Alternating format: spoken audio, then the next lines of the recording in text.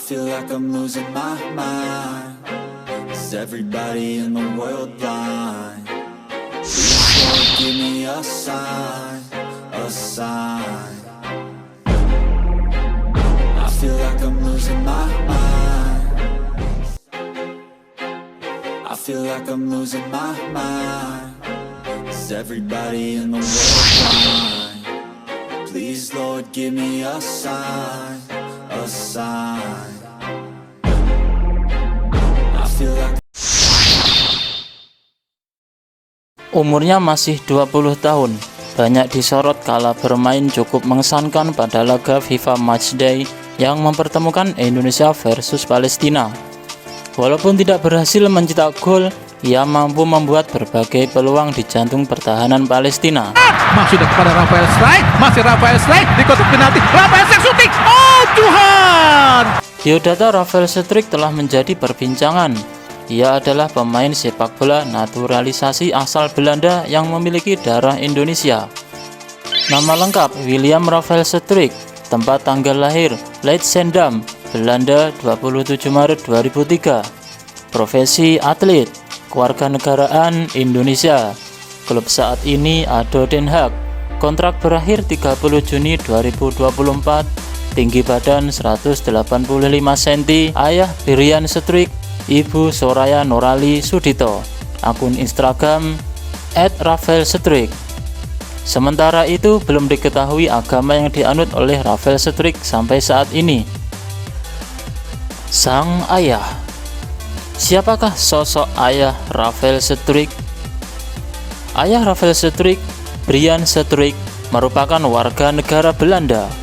Usut punya usut, sang ayah Rafael Strike itu juga memiliki darah Indonesia dari ibunya yang bernama Eleonora Fredrika Rinsma Strike yang lahir di Semarang, Jawa Tengah.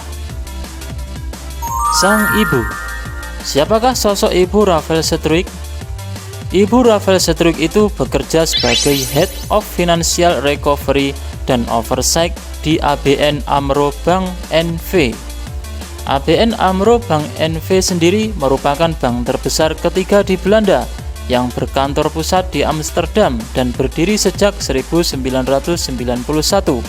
Berhubung memiliki jabatan strategis di perusahaan bank ternama itu, Norali Sudito jelas bukan orang yang sembarangan di Belanda. Perjalanan karir Rafael Strike. Rafael Strike memulai karirnya sebagai pesepak bola dengan bergabung bersama klub sepak bola amatir di Belanda, RKV Leidschendam Youth, setelah menimba ilmu di Akademi Forum Sport. Lalu pada tahun 2021 ia bergabung dengan ADO Den Haag. Rafael Strike kemudian naik kelas ke tim utama ADO Den Haag sejak 1 Juli 2022. Dalam klub tersebut, posisi pria berusia 20 tahun ini adalah gelandang sayap kiri. Sintayong tertarik. Kehebatannya di lapangan hijau mampu menarik perhatian Sintayong. Setelah itu Rafael Strike pun diikutkan pada laga uji coba internasional Timnas Indonesia U20 untuk persiapan Piala Dunia U20 2023. Walaupun itu batal digelar di Indonesia. Awalnya Rafael Strike bertanding pembela Timnas Indonesia melawan Slovakia U20. Pada laga tersebut ia berhasil mencetak gol walaupun akhirnya dikalahkan dengan Slovakia melalui 2 gol balasan. Meskipun tidak membawa kemenangan untuk Timnas Indonesia, Rafael Strike banyak menyita perhatian pecinta sepak bola karena kemampuannya yang mumpuni. Dari sanalah Sintayong merekomendasikannya untuk menjadi pemain naturalisasi. Masih kita lihat strike dan gol! Rafael Strike melakukan strike Menjadi WNI. Rafael Strike memiliki darah Indonesia dari sang ayah. Tak hanya itu, ibundanya juga merupakan keturunan Suriname yang berdarah Jawa. Rafael Strike pun akhirnya resmi menjadi warga negara Indonesia pada Senin 22 Mei 2023. Sebelum itu ia telah melakukan upacara pengambilan sumpah kewarganegaraan dengan ivar gender. Kini Rafael Strike diharapkan dapat membawa timnas Indonesia meraih berbagai prestasi yang membanggakan di kancah internasional. Ia semakin dianggap mumpuni ketika diketahui dapat dimainkan di segala posisi, seperti gelandang sayap kiri, sayap kanan, hingga second striker.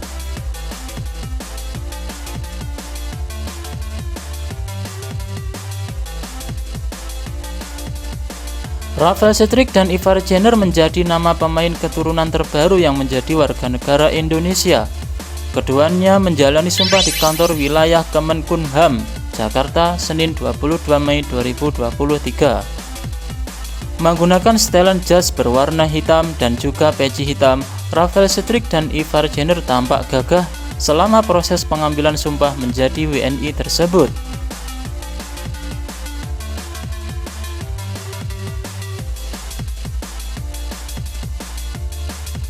Ketua Umum PSSI Erick Thohir pun senang dengan selesainya proses naturalisasi Rafael Struijk dan Ivar Jenner. Erick berharap keduanya bisa berkontribusi nyata untuk sepak bola Indonesia. Selain itu, kedatangan para pemain keturunan menurut Erick juga harus menjadi motivasi bagi para pemain lain. Mereka harus mampu bersaing dengan pemain keturunan tersebut. Para pemain lain tentu akan semakin termotivasi untuk bersaing secara sehat, meningkatkan kemampuan agar dipilih menjadi bagian dari skuad Garuda, kata Erick.